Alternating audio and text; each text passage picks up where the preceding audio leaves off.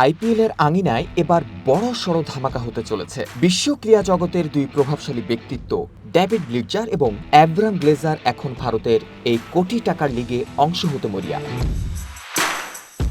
এবারের আসরের মাঠের লড়াইয়ের আগে শুরু হয়ে গেছে মালিকানা বদলের রুদ্ধশ্বাস লড়াই। রয়্যাল চ্যালেঞ্জার্স বেঙ্গালুরু এবং রাজস্থান রয়্যালস এই দুই হেভিওয়েট ফ্র্যাঞ্চাইজির মালিকানা পেতে আসরে নেমেছেন আমেরিকান বিলিয়নার ডেভিড ব্লিটজার। লড়াইটা সহজ নয়, কারণ প্রতিপক্ষ হিসেবে আছেন ম্যানচেস্টার ইউনাইটেডের সহ চেয়ারম্যান অ্যাব্রাম গ্লেজার।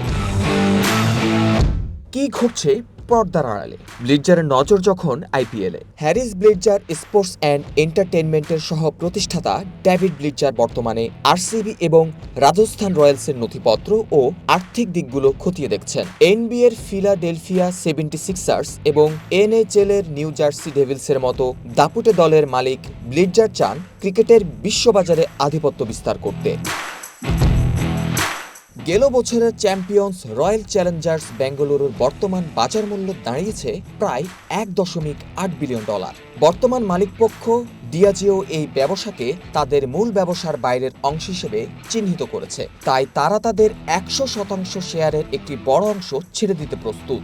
যদিও এই বিশাল ডিলটি বাগিয়ে নিতে ব্লিটজার একা নন। ম্যানচেস্টার ইউনাইটেডের মালিকপক্ষের একজন হিসেবে অ্যাব্রাম গ্লেজারও কোমর বেঁধে নেমেছেন। অন্যদিকে ভারতীয় শিল্পপতিদের মধ্যে সিরাম ইনস্টিটিউটের সিইও আদর পুনওয়ালা এবং মানিপাল গ্রুপের চেয়ারম্যান রঞ্জন পাইও আছেন বেঙ্গালুরুর শেয়ার কেনার দৌড়ে।